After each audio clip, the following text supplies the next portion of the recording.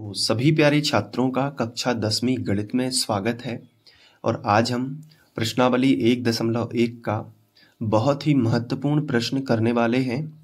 तो आइए सबसे पहले इस प्रश्न को अच्छे से पढ़ते हैं।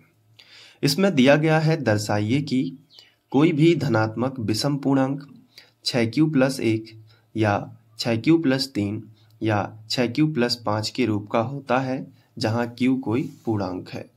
तो इस सवाल को बड़े ही ध्यान से देखना है, कॉपी पेन लेकर बैठिए। एक बार मैं आपको समझाऊंगा, फिर खुद से ज़रूर इसकी प्रैक्टिस करना। काफ़ी अच्छा सवाल है और इसको हमने उदाहरणों में भी किया हुआ है, तो घबराने की ज़रूरत नहीं है, हम करेंगे बहुत ही आसान तरीके से। सबसे पहले तो आप लिखोगे हल, और मैंने आपको ट्रिक बताई थी कि जब भी विषम अकेला हो, सम शब्द ना आया हो सवाल में, तो धनात्मक पूर्णांक आपको विषम धनात्मक पूर्णांक ही ले लेना है। अगर सम और विषम दोनों शब्द यूज करे गए हों सवाल में, तो ना आपको सम मानना है और ना विषम। ये मैंने उदाहरण में आपको बताया था, ठीक है। तो यहाँ पे हम देखो, कोई भी धनात्मक पूर्णांक जो है, धनात्मक विषम पूर्णांक जो शब्द आया है ना यहाँ पे, धनात्मक विषम पूर्णांक, यही शब्द उठा के यहाँ पे लिखना है और उसे ए मान लेना है। तो लिखेंगे माना धनात्मक विषम पूर्णांक, इसी तरीके से देखो मैं आपके सामने ही लिख रहा हूं, धनात्मक विषम पूर्णांक क्या मानना है, ए। विषम शब्द का यूज होगा इस बार, क्योंकि विषम विषम ही है पूरे में। तो माना धनात्मक विषम पूर्णांक ए है। पहली लाइन आपको ये करनी है। सबसे पहले आप मानोगे माना धनात्मक विषम पूर्णांक ए है, इतना कर लोगे। अब इसके बाद इसमें आपको भाजक, भागफल और शेषफल लेना है। तो आइए रफ में थोड़ा समझते हैं। ये देखो, ये जो धनात्मक विषम पूर्णांक है, ये भाग के चिन्ह के हमेशा बीच में ही आता है, तो यहाँ पे आ गया। लेकिन सवाल ये उठता है कि हम भाग किससे दें, 2 से दें, 3 से दें, 4 से दें, 5 से दें या 6 से दें। तो ये हमें बताएगा सवाल। Q के साथ में जितनी संख्या लिखी हुई है उसी से आपको भाग देना है। Q के साथ में कितना लिखा है, 6, तो बस 6 से भाग दे देना। भागफल हमेरा जो है हमेशा Q रहेगा और जो शेषफल है वो आपका R रहेगा, शेषफल R रहेगा। तो बताओ ये क्या है, बताओ ये क्या है, भाजक है। क्या है ये, भाजक है। बहुत ध्यान से समझना, ये क्या है, भाजक। ये बताओ ये Q क्या है, आंसर है ये भागफल है। ये पता होना चाहिए आपको, ठीक है। ये क्या है, भागफल है। और ये R बताओ ये क्या है, R, ये शेषफल है। क्या है ये, शेषफल, ठीक है। तो ये तीनों चीजें हम अपनी फेयर कॉपी में लिखेंगे। सबसे पहले लिखेंगे भाजक बराबर 6, भागफल बराबर Q और शेषफल बराबर R। तो जब भाजक, भागफल और शेषफल सब है, तो क्यों ना हम इसमें यूक्लिड विभाजन प्रमेयिका लगा दें। इसमें एल्गोरिथम नहीं लिखना, इसमें लिखना प्रमेयिका, क्योंकि एक बार ही लगेगी। तो यहाँ पे हम लिखेंगे यूक्लिड विभाजन प्रमेयिका से, यूक्लिड विभाजन प्रमेयिका से, ठीक है। तो ये यूक्लिड विभाजन प्रमेयिका क्या कहलाती है कि भाग के चिन्ह के बीच वाली संख्या यानी भाज्य पहले लिखो, भाजक गुणित भागफल यानी 6 का गुणा Q में कर दो, कितना हो जाएगा 6Q, और धन में कितना लिख दो, शेषफल R।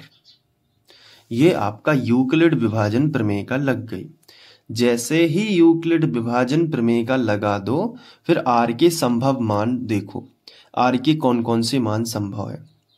तो मैंने आपको जब उदाहरण करवाया था तब भी बताया था कि जो R का मान होता है वो भाजक से हमेशा छोटा होता है।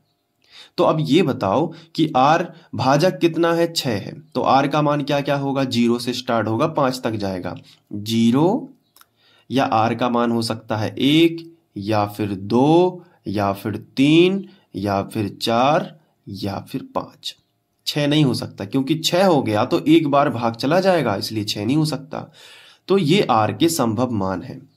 तो इसको बना देना सबसे पहले तो समीकरण 1, और फिर आप लिखोगे कि R के संभव मान, R के संभव मान। अब R के संभव मान क्या क्या हैं, r बराबर या तो 0 या फिर 1 या फिर 2, 3, 4 और 5, ये सारे मान एक एक करके समीकरण 1 में रखेंगे। तो चलिए फिर शुरुआत करते हैं। सबसे पहले हम लिखेंगे r बराबर 0 समीकरण 1 में रखने पर। देखो ये r बराबर 0 है ना, और ये हमारा समीकरण 1 है, इसमें r की जगह पर 0 रखेंगे। तो लिखेंगे r बराबर 0 समीकरण 1 में रखने पर। चलो देखो समीकरण 1, a बराबर 6q प्लस r है ना, तो इधर से लिखना स्टार्ट करो। a बराबर 6q ज्यों का त्यों, इसको नहीं छीना है, लेकिन प्लस r की जगह पर कितना है 0, तो प्लस 0, यानी कि इसको आगे बढ़ाओगे तो ये 6q ही आएगा, क्योंकि 0 का कोई मतलब नहीं है। तो a का मान 6q है। अब इधर देखो 6 में 2 का भाग चला जाएगा पूरी बार, तो इसका मतलब है कि ये एक समपूर्णांक है। जहां सम संख्या दिख जाए आपको लिख देना ये समपूर्णांक है, इतना कोष्टक में लिख देना। इसके बाद फिर लिखोगे r बराबर, अब 0 तो रख दिया, अब 1 रखना है, तो लिखेंगे r बराबर 1 समीकरण 1 में रखने पर। तो r बराबर 1 समीकरण 1 में रखेंगे, ये है अपना समीकरण 1। इधर से लिखना स्टार्ट करो, तो आएगा a बराबर 6q ज्यों का त्यों, और r की जगह पर कितना हो जाएगा 1। और देखो सम संख्या तो है, लेकिन उसमें अगर 1 जोड़ते हैं तो वो विषम बन जाती है। हमेशा याद रखना, सम संख्या में अगर 1 जुड़ा हुआ हो तो वो विषम बन जाएगी। 1 जुड़ा हो या फिर 3 जुड़ा हो, मैं आपको बता दूंगा जब उसकी जरूरत होगी। तो अभी क्या लिखेंगे, विषम पूर्णांक, विषम पूर्णांक। ठीक है, ये विषम पूर्णांक होगा ही, क्योंकि उसमें 1 जुड़ रहा है। अगर 2 जुड़ते तो सम पूर्णांक हो सकता था, क्योंकि 2 भी एक सम संख्या है, लेकिन विषम संख्या जुड़ने से विषम ही पूर्णांक बनेगा, भले ही यहाँ पे सम है।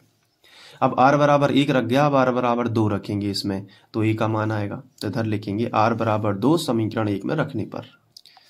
तो चलिए यहाँ पे रख देते हैं, तो a बराबर 6q प्लस 2। अब देखो सम संख्या जुड़ रही है ना, और ये भी सम है, तो ये पूरा सम पूर्णांक बनेगा। तो इधर पे आप लिखोगे सम पूर्णांक। ठीक है, कोई टेंशन लेने की बात नहीं है, धीरे धीरे बनने लगेंगे। अब देखो 0 2 हो गया, अब 3 रखेंगे, तो r बराबर 3 समीकरण 1 में रखने पर।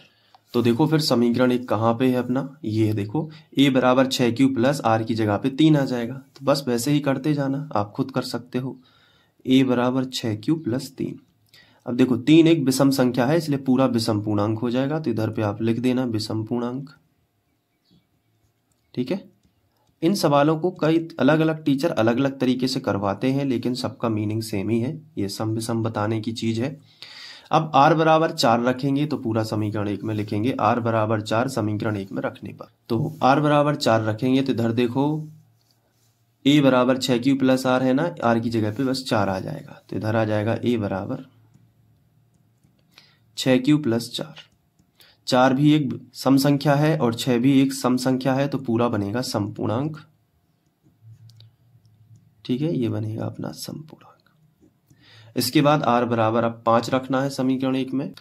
तो r बराबर 5 समीकरण 1 में रखने पर, तो a का मान जो आएगा 6q प्लस 5 आएगा। 5 एक विषम संख्या है, तो ये पूरा विषम पूर्णांक बनेगा, विषम पूर्णांक। इससे क्या साबित हुआ है, आइए देखते हैं कि विषम वाले ये हैं 6q प्लस 5, ये विषम वाला ये 6q प्लस 3, और ये विषम वाला 6q प्लस 1। ये विषम वाले हैं, और यही हमसे पूछा गया है कि दर्शाओ। देखो मैं आपको क्वेश्चन दिखा देता हूं, दर्शाइए कि जो धनात्मक विषम पूर्णांक है, या तो वो 6q प्लस 1 के रूप का होगा, या फिर वो 6q प्लस 3 के रूप का होगा, या फिर वो 6q प्लस 5 के रूप का होगा। तो बिल्कुल हम दिखा सकते हैं। इधर देखो विषम पूर्णांक या तो 6q प्लस 1 के रूप का है, या फिर 6q प्लस 3 के रूप का है, या फिर आप देखो विषम पूर्णांक 6q प्लस 5 के रूप का है।